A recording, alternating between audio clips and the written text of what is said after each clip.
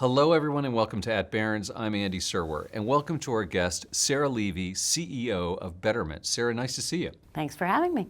So, about 15 years ago, Betterment had kind of a coming out party at a TechCrunch New York event.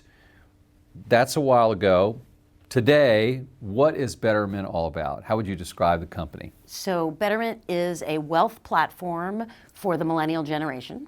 And we are building what I aspire to be the definitive wealth brand for this generation across really three businesses: a retail investing business, an advisor solutions business, which is about a platform for advisors, and a retirement 401k business. And the sort of unifying idea behind the three businesses is the idea of expanding access to great financial advice. You know, I mentioned this 15 years ago because it seems like Betterment's a new company, and I guess it sort of is, but you know, you're getting some years under your belt there.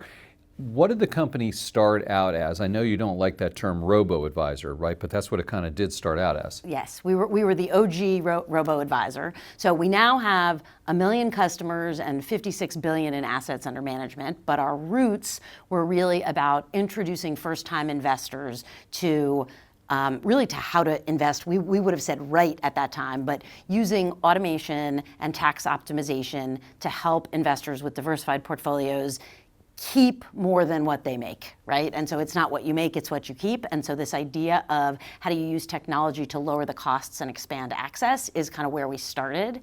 And then from there, we started just investing, and then we added savings to complement the investing, and then built off of our B2C roots into two B2B businesses.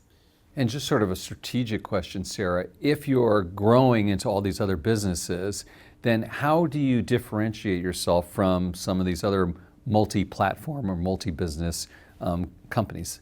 For us, it always starts with the customer, and I think that that sounds trite, but it is true that we are a fiduciary first and foremost, which means we make money when our customers succeed. So when I think about brands and building a powerful brand, what makes us stand apart is really that we are here on a wealth building journey on behalf of those customers. So their success is our success, and I do think in a world of financial companies who, approach investing in different ways, that really is a distinction. And then, of course, your technology and your customer service has to be second to none, or that's sort of table stakes. Right. And what is the business model? I mean, how does the company work then? Well, it depends on the business, but we have diversified revenue streams. So the core, I think the easiest way to think about the economics is a wrap fee on AUM. But we also have in the B2B businesses more of a SaaS-like, recurring revenue stream, like licenses for the technology, per seat fees for the 401k business. So there's really a diversity there that allows us to withstand, markets are up, markets are down, and we continue to move up no matter which way the markets are going. Wait, can I ask you to expand upon that a little bit? I mean, a wrap fee for AUM, maybe break that down for us and talk about subscriptions for what exactly? Sure. So let's start with the retail business. Mm-hmm. So in the retail business, we've got assets under management. We charge 25 basis points, right? Flat out. Mm-hmm. And then as your account grows, we have progressive fee discounts for larger and larger customers, because what we've seen is that our customer, as they grow and build wealth, we can make it even more economical for them. Mm-hmm. So that's the primary revenue stream. We then, in the 401k business, small and medium-sized companies pay an annual fee, mm-hmm. and then they pay a monthly fee for record-keeping fee for each of the customers or each of the participants on the platform, and then also an AUM fee on top of that. Mm-hmm. And then largely on the custody side, on the RAIA side, that's really about a wrap fee as well, an AUM fee. Right, yeah, talk more about that RIA, Registered Investment Advisor business. Why is that important to you? How are you looking to grow that? Well, there's a little history there. So it actually, when we started that business, we called it Betterment for Advisors, which was literally take the robo and give it to advisors and add a little bit of advisor tech on top. Where we've come over the last couple of years is a place where we now call it Betterment Advisor Solutions, which is really about spending time with advisors and understanding that some of the core tenets of the technology that we built for retail investors are fantastic for advisors as well and can help them scale their practices and help them be more efficient, but that what they really wanted was something more sophisticated. And we had an opportunity to basically build more dials and reveal more dials essentially to the advisors to help them, supercharge tax optimization, for example, on behalf of their clients. And you just talked about what RIAs wanted. What about what your retail customers want? What have you learned from them that you've added and maybe gotten rid of over the years? Well, I think the reason that I don't want to say so strongly I reject the word robo, but the reason that I think that that's kind of too narrow a description is what we've seen is we started out with a customer who was sort of 25, 30 years old, and we were known for being easy, right? Easy to invest, easy to get started, super intuitive, very little friction. And we really did well with that product. But what I think that didn't do is it didn't grow with the customer. And so what we've done now is as that customer is aged, our average customer is now 40 years old, they have more complex needs, they're maybe more sophisticated in their understanding of maybe they want to do a little bit of investing on their own, maybe they want some of the investing managed, and what they have come to understand is that the real superpower in the technology is tax optimization, and that's what's worth paying for. And we've taken those same principles and then we've applied those principles almost like on steroids to the advisor business, because an advisor, people come to advisors more than anything else for that tax optimization and advice help. That's interesting. Talk a little bit more about the competitive set, because there were a lot of those R-word advisors, won't even say the word, out there. I think the business has kind of consolidated a bit. Then you've also, of course, gotten some of the legacy companies like Schwab, et cetera, getting more and more into the technology-driven parts of the business. So how do you play out in that? Where do you sit? Are you the biggest, the smallest, the fastest growing? How do you compete with the old guys? Yes. So I think of the old guys as probably the biggest competitors because they've got a brand name awareness that is second to none, that's built over decades, and that is hard to replicate. The Fidelities, the Schwabs, the Vanguards. Those are the competitors, and that's a super long game. That being said, when we started this business, there were a couple of other upstarts that started at the same time, and a few of us achieved scale, sort of what I'll call sustainable scale, because there's a fixed cost in this business to building the technology, but the marginal costs are very, very small. So what happened at the same time was it was a great idea, which is long-term diversified investing, tax optimization, great idea, great principles. A lot of people ran into the space. But really only two challengers emerged with enough scale, I think, to go the distance, I'll say. And so what we've done over the last couple of years is a number of folks who tried in the business just couldn't achieve that scale. And we've actually acquired 3 robos in the last, call it 24 months, including Goldman's Marcus Invest, recently Ellevest, and prior to that, Wealthsimple, which is a Canadian company, their US business, because again, the customers want the product we have and they just didn't get to scale because customer acquisition is really the hump you need to get over, right? And these are parts of those 3 companies, not the whole of them, not all of Marcus, not Correct. all of Ellevest. Exactly. So it was sort of the automated investing part of their business. Yeah. Businesses basically didn't achieve scale. And are you keeping those brand names? We are not. Right, No. right. And you're just able to migrate those customers in. Exactly. What is the breakdown, Sarah, between your customers who use desktop and mobile? I mean, I'm sure they use both, but how do you look at that? We see a lot more activity on mobile, but we see signups are closer to 50-50. Right. So if you think about this as like a really considered purchase, and actually in our early days we were desktop led, and now we're definitely mobile first in terms of how we think about development.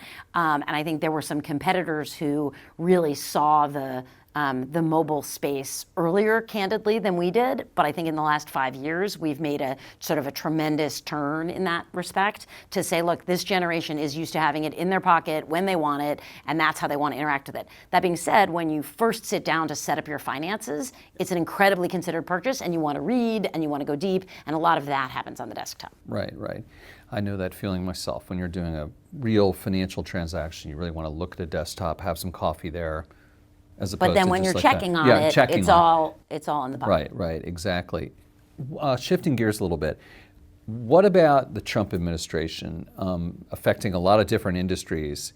What about your business? Is there anything that's coming out of Washington these days that is impacting what you're doing or what you're looking to do? Well, let's start with volatility, right? It's been an incredibly volatile time. And I think the good news about sort of what we preach to our customers is literally stay the course, don't get distracted by the headlines. So the good news for us is we attract, by definition, I think, an investor who believes in the long term and who has a time horizon that is not, this month or next month. And if they do have time horizon that this month or next month, we advise them to put that money in cash, right? So the good news is we actually haven't seen, even though the market has had some whiplash, we haven't seen all that much whiplash in kind of how our customers are behaving. What we do see is a little bit of changes in sort of how much cash versus how much in investing. So like at the end of 2024, we saw a lot of money begin to re-enter the market from cash that had been on the sidelines from high yield. As the clock turned into 2025, that mix has shifted a little bit with people being skittish, about where's the market going. I think when you think about regulation, we're not huge in the crypto space, so that obviously the Trump administration, there's a change in posture about crypto. That's a really, really small part of our business. So I watch it, but I don't focus all that much on it. And I would say there's some banking regulation around customers' rights. It's Rule 1033, but it's around customers' rights to control their own digital data and kind of travel with that data from platform to platform. We believe that is really important for innovation. That is rulemaking that has been on the docket for over a decade, finally got to the 1 yard line, and then looks like it's going to reverse. So that's kind of an unfortunate piece of legislation right now. But I think on the retirement side, all of the news coming out of Washington, whether Democratic or Republican, has actually been great because that is an area of bipartisan agreement, which we know in these days, is few and far between. I mean, is there anything you'd like to see coming out of Washington besides that one bill that apparently won't pass? Yeah, exactly. I think I would like to see, I think there's more opportunity in retirement. I think over the last handful of years, the government, both on a state level and a federal level, has been really, really supportive of helping people earlier in their careers at smaller and smaller companies invest for the future and save for the future, recognizing that Social Security maybe we can't count on as the whole solution down the road for this next generation. So I think there's all sorts of legislation, Secure 2.0, that has been great for that. There still is friction in that system, and there's real opportunity there to keep going. So we'll see where that goes. Yeah, you mentioned crypto, and I wanted to ask you a little bit more about that. Why haven't you gone in more whole hog here? Well, we did in 2022 buy a small crypto company, and their pitch was we're the Betterment of crypto, and which is good if you want Betterment to buy your company, but is also a good pitch, honestly, which was we're diversified. We are a diversified approach to playing in the asset class, right? So their perspective, and which we agreed with and got excited about, was basically I don't know which of these crypto assets is going to be the one, but I would like to include in a diversified portfolio some crypto allocation. Right, and I'd like to do it in a diversified way. So we bought the company, we integrated it, we launched 4 diversified crypto portfolios. And what we found was that our customers, who are pretty conservative by nature, I think, and pretty like set it and forget it, they wanted Bitcoin and Ethereum. They wanted the household names, and that's where. So we actually, when ETFs came on the scene, we actually migrated from holding crypto to basically delivering on access to crypto via ETFs for our customers. And that also allowed us to lower the costs for customers. And the recommendation we make to those customers, it continues to be, don't put more than 5% of your assets in crypto. But if you want some exposure, we're going to offer it to you, and it's your choice. And it's through ETFs, basically. Through ETFs. Right, Through and ETFs. that seems to be going great. Okay. And yeah, great. Right, for those who want it. It's funny, it's controversial, right? You have the customers who say, thank you so much for including this, and this is what I wanted. And you have customers who say, I can't believe it, Betterment's totally lost their way. How could you possibly offer me crypto? And my point is, I'm a platform that needs to appeal to a lot of interests, and no one's forcing you to do anything, right? You have degrees of freedom, and I want to provide that flexibility. I saw a comment you made sort of similar to that along the lines, but it had to do with politics. We're a platform. You're not getting into culture wars? I do not want to get in the culture wars now. Right, yeah, that kind of makes sense. Getting back to customers, though, in terms of what's going on this year so far, really nothing has changed particularly? I wouldn't say nothing has changed because consumer sentiment very clearly impacts, where people are putting their money and where they're putting their bets. But I think we haven't seen anything out of the ordinary other than maybe a little bit of a mix shift. If you think about retirement assets, for example, those are slow and steady, set it and forget it, consistent, that doesn't change. Our cash high yield product, because rates have held for longer, has continued to sustain its momentum. And when we entered the year, we weren't sure that was going to be the case. We sort of thought that investing would come back in favor and that cash yields were going to come down. So that's the beauty of a diversified, business. My understanding is you're getting more into letting your customers actually buy specific securities and do that on their own. What's the thinking there? So I think when the business began, or when a lot of the early fintechs started, people did really one thing incredibly well. And there was this sort of idea of a dichotomy between managed investing and self-directed investing. And it was sort of like two different prototypes of customers. As we've researched with our customers, as customers grow, their needs evolve, and they maybe say, look, I love my managed portfolio for 70% of my wealth, but there's a couple stocks I want to bet on because I like them personally, because I want to play, for whatever personal reason you have, because I believe in, have some social responsibility, whatever your personal reason is. And so I think drawing this bright line that says you're either managed or you're self-directed is becoming kind of a false dichotomy. And so our thought process is really and when we hear customers leave us, they often say it's because they don't think we have enough flexibility in the investment offerings. And I've become more sophisticated and I've learned more, and now that I know more, I want more degrees of freedom. And so our feeling is, great, we'll give you those degrees of freedom. You should be able to grow with us. And so you are able to buy 10 shares of NVIDIA on the platform today? You aren't yet, but you will be later this year. Well, later this year is where Correct. You're looking to roll that out. If you are an advised client, you can. So we've got the retail business and we've got the advisor business. Right. On the advisor business, a lot of the more advanced work that we're doing first and foremost in the advisor space. Right. I know the company's private and you've got a whole roster of some high-profile investors. Is there any plan to go public? What is the future in terms of the capital structure? Well, for sure, long-term investors want an exit at some point, whether that's public, whether that's M&A. I think for my money, I'm just trying to grow the business. And I think what's exciting right now is that we've achieved profitable scale and the retail business is thriving. And from there, we've been able to basically generate cash to invest in our next vectors of growth. So I feel like we have an incredibly long runway, and I'm just excited about it. I don't know, being public could be a headache. Yeah, there's a lot of people who are saying that these days. And my understanding is the company's been profitable for the past several years? A couple years, yes. Right, a couple years. I want to ask you a little bit about you, and of course you worked for Viacom for many years before this in the entertainment business, and that was a big shift coming over into fintech. So what's blown your mind? What was totally unexpected? What's the same? Talk about the two different parts of your career a little bit, Sarah. Yeah, it was a fun switch. I mean, I think what is the same is that this next generation, whether it's your financial tools or your e-commerce or your streaming service, you want a great user experience and you want it to be seamless and you want it to be mobile. And that was true. It was true if I think about the transition from cable television and broadcast linear television to streaming. Being on sort of what I'll call the wrong side of that disruption was painful, right? And you had all the pain of the incumbents. Like you asked me earlier, how do you think about the incumbents, the big guys? They've done an adequate job of building technology to complement their existing business, but you have handcuffs, and those handcuffs are that you have a lucrative business that exists and you don't get to start from scratch. You don't get to start from cost zero and build it from the ground up. And so I think that was exactly what we faced in the media business, only here I get to be on the right side of the transition versus the wrong side of the transition.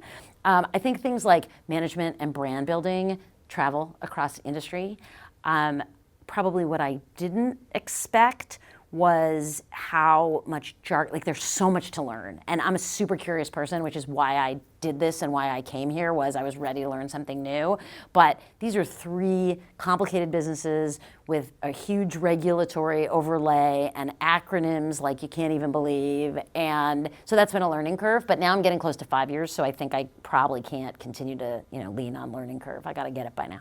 There's still some stuff to learn and places to grow as well, right? Definitely, always. All right. Sarah Levy, CEO of Betterment, thank you so much for joining us. Thanks for having me, Andy. This is at Barrons. I'm Andy Serwer. We'll catch you next time.